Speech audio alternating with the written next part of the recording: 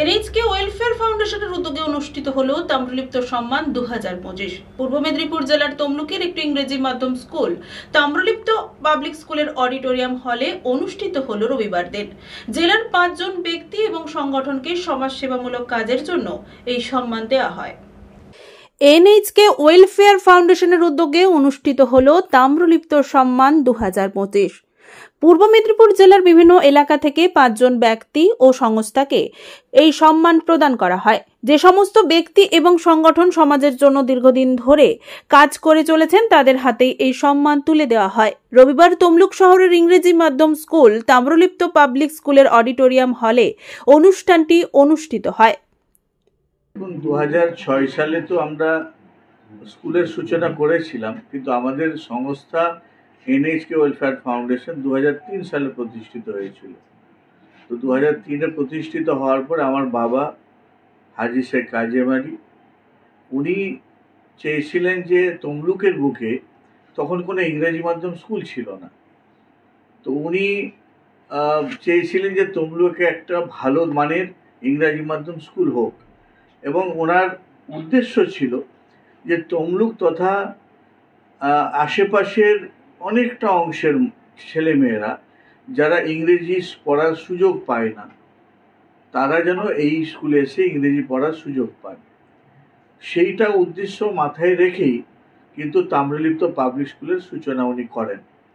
আমরা সত্যি ভাগ্যবান, প্রথম দিন থেকে স্যারকে আমরা পেয়েছিলাম, প্রফেসর আশুতোষ দাস স্যারকে।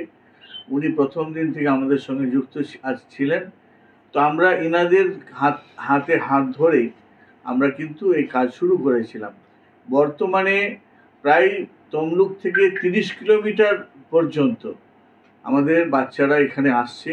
তারা এই স্কুলে, যেটা দিল্লি বোর্ডের মাধ্যমে আইসিএসসি এবং আইএসসি বোর্ডের আন্ডারে, তারা এখানে ইংরেজি স্কুলে পড়ার সুযোগটা তারা পাচ্ছে।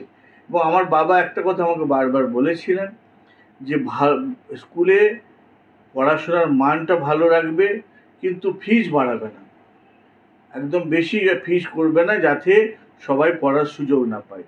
সেই কথা মাথায় রেখে আমরা, যেটা না করলে নয়, সেইভাবে আমরা ফিস রেখে সমস্ত স্তরের বাচ্চাদের, ছেলে মেয়েদের পড়ার ব্যবস্থা করেছি। এবং এখানে আরও একটা কথা বলতে হবে যে এরকম কোনো মেধাবী দুস্থ ছেলেরা যারা যদি এই ফিসও না দিতে পারে, তারও আমরা ব্যবস্থা রেখেছি। আমরা প্রায় গত বছর বহু ছেলেকে আমরা স্কলারশিপ দিই, আমাদের সংস্থা থেকে স্কলারশিপ দিয়েও তাদের পড়ার ব্যবস্থা করেছি।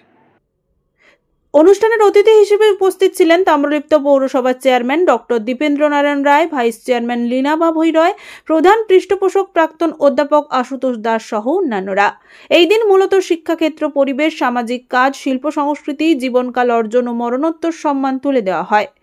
এনএইচকে ওয়েলফেয়ার ফাউন্ডেশন তথা তাম্রলিপ্ত সম্মান কমিটির সম্পাদক শেখ খায়রুল ইসলাম জানিয়েছেন, আমরা আমাদের এখানে 3 বছর বয়স থেকে ছেলেমেয়েরা পড়ার সুযোগ পাচ্ছে, লোয়ার নার্সারি থেকে, এবং তারা এখানে ক্লাস 12 আইএসসি পর্যন্ত পড়ার সুযোগ পাচ্ছে।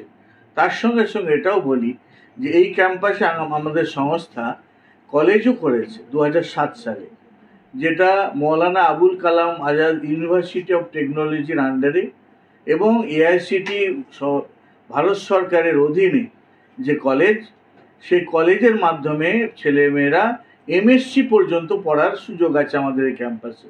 BBA, BCA, hospital management, MSc computer science.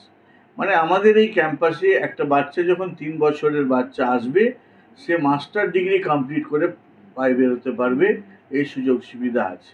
এবছর আপনারা তাম্রলিপ্ত সম্মাননা প্রদানের কেন করলেন, উদ্দেশ্যটা কি?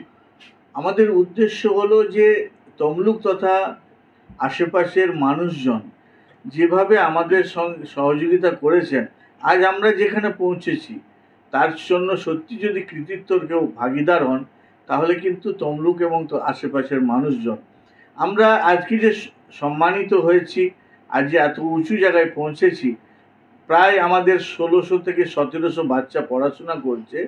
এর জন্য আমরা যে মানুষদের কাছ থেকে অনুপ্রেরণা পেয়েছি, যাদের আমরা সাহায্য সহযোগিতা পেয়েছি, তো এই কাজ করতে গিয়ে আমরা দেখেছি বহু মানুষ তারা সমাজের বিভিন্ন ক্ষেত্রে নানা রকমভাবে নিঃশব্দে নীরবে কাজ করে যাচ্ছেন, কিন্তু আমাদের মনে হয়েছে আমাদের সংস্থার পক্ষ থেকে সেই সমস্ত কৃতি মানুষদেরও সম্মানিত করা উচিত, যারা বিভিন্ন ক্ষেত্রে বলুন, শিক্ষায় বলুন, স্বাস্থ্যে বলুন, আপনার পরিবেশে বলুন, ক্রীড়া জগতে বলুন এবং সমাজসেবায় যারা বিভিন্নভাবে কাজ করছেন, আমি নিজে দেখেছি।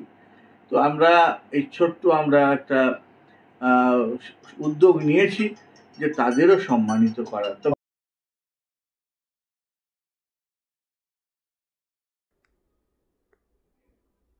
পুলক বেড়ার রিপোর্ট, খবর BCBS।